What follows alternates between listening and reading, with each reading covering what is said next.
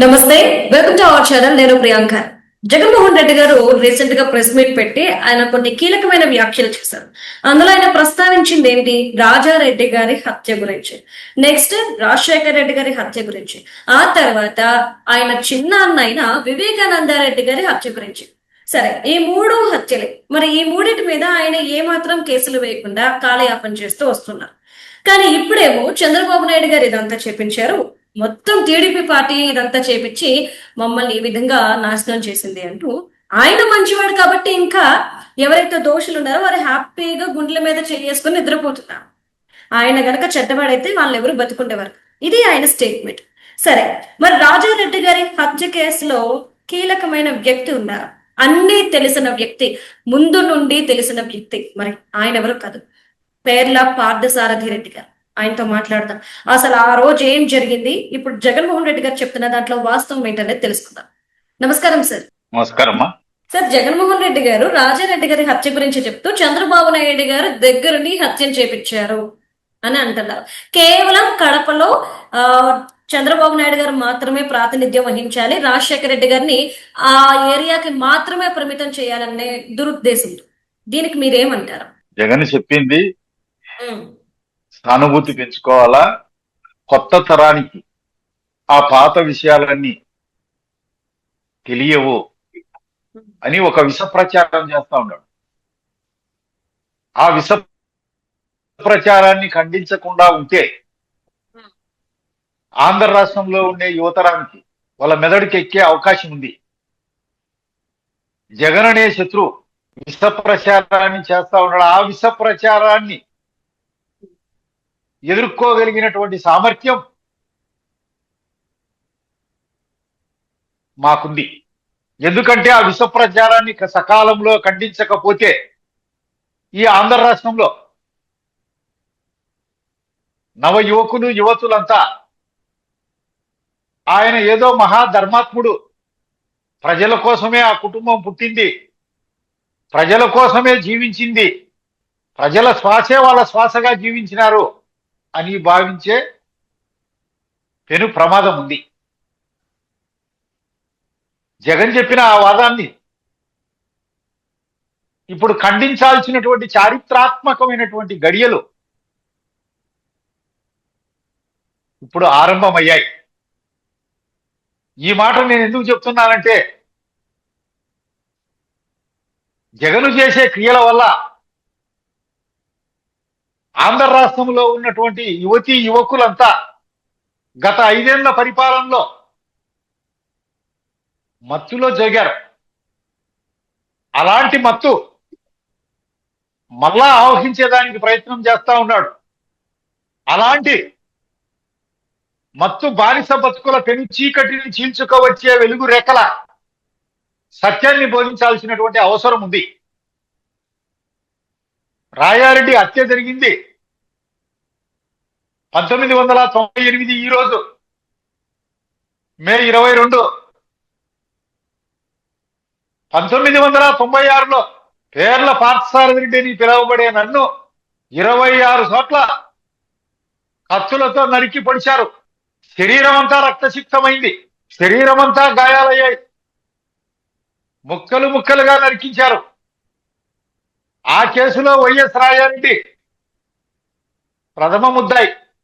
YS Vivekananda Reddy పైన మరమన్న వాంగ్మూలం ఆనాటి జ్యుడిషియల్ మ్యాజిస్ట్రేట్, జ్యుడిషియల్ ఆఫీసర్ నేను చెబుతూ ఉంటే రికార్డు చేశాడు. మళ్ళీ మళ్ళీ చంపుతాడు అనే ఉద్దేశంతో 1998లో సంఘటన రాయారెడ్డి హత్య జరిగింది. రాయారెడ్డి గాని, రాజశేఖర రెడ్డి గాని, జగన్ గాని సజ్జనులు కానే కాదు. 1996లో పార్థసారథి పైన దాడి జరిగిన కేసులో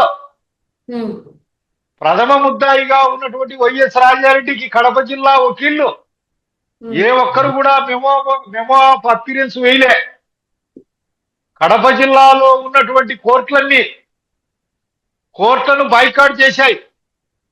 ఒక అడ్వకేట్ గా ఉన్నటువంటి పార్థసారథి పైన, అమాయకుడైన ఒక పార్థసారథి పైన అత్యాయత్నం చేస్తామని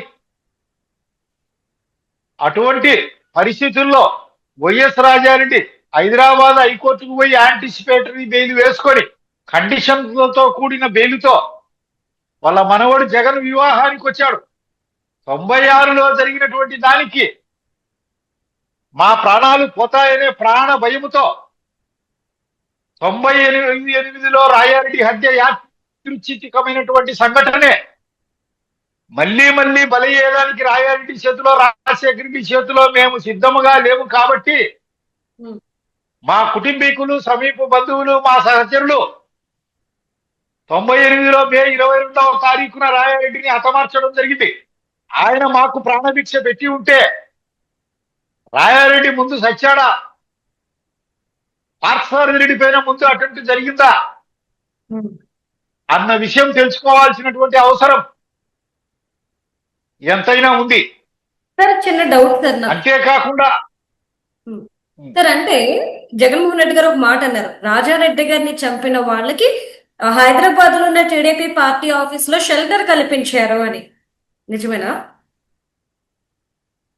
100% ఆ, ఇది అబద్ధం. ఓకే.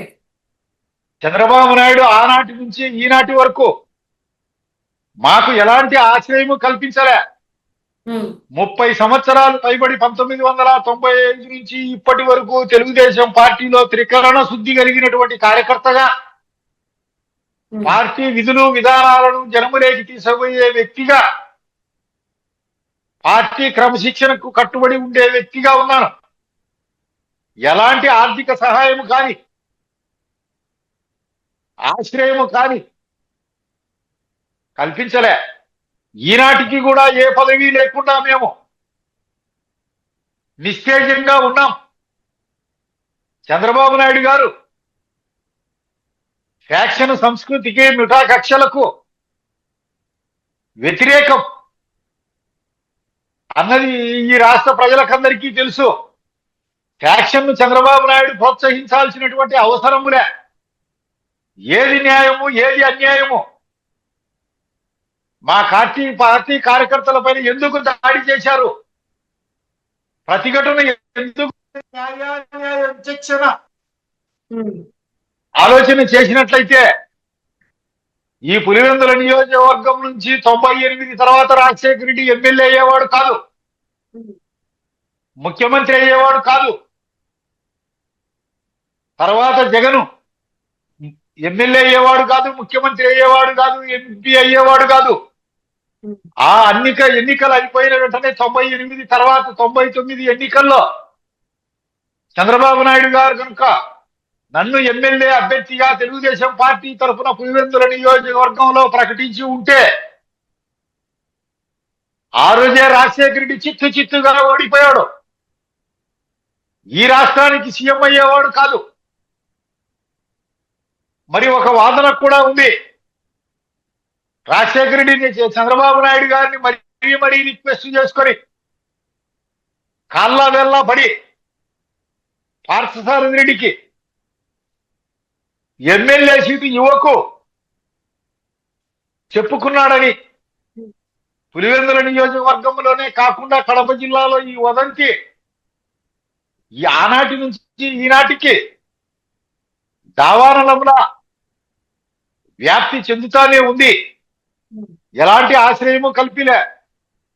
చంద్రబాబు నాయుడు ఆశ్రయం కల్పించింటే మాకు చేయాల్సినటువంటి ఒక కార్యకర్తగా సిన్సియర్ గా ఉన్నటువంటి చేస్తే కూడా ఇంత నిస్సహాయ స్థితిలో, ఇంత నిరాశ నిస్పృహల్లో ఉండేవారం కాదు.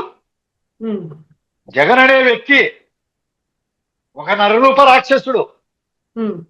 నోటికి ఏది వస్తే అది, ఎవరు ఏది రాయిస్తే అది, ఇది మాట్లాడవచ్చునా మాట్లాడకూడదా అనే విచక్షణ జ్ఞానం లేకుండా చెబుతూ ఉంటాడు. అది ఈ రాష్ట్ర ప్రజలకందరికీ తెలుసు. సార్ సరే, విషయం ఏంటి అంటే మీరు ఆ కడప ప్రాంతానికి పులివెందుల ప్రాంతం గురించి మీకు చాలా బాగా తెలుసు. అయితే వివేకానంద రెడ్డి గారి హత్య గురించి కూడా ఆయన ప్రస్తావించారు.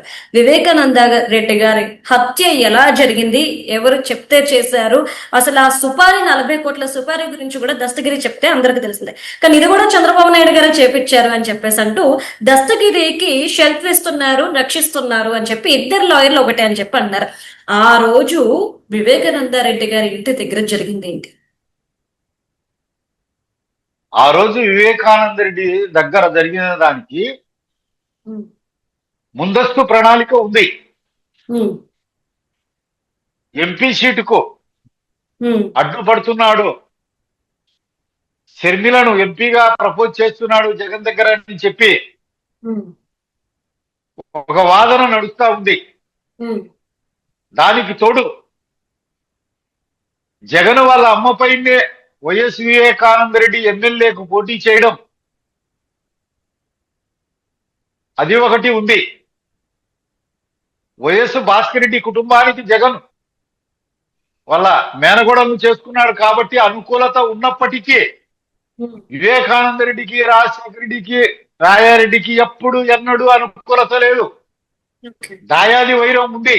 ఇతను ప్రతిదానికి అడ్డుపడుతున్నాడని చెప్పి జగన్ వైఎస్ భారతి గైడ్ లైన్స్ తో, ఉమ్, మార్గదర్శకాలతో మాత్రమే ఉమ్, వివేకానంద రెడ్డిని దారుణంగా వధించడం జరిగింది.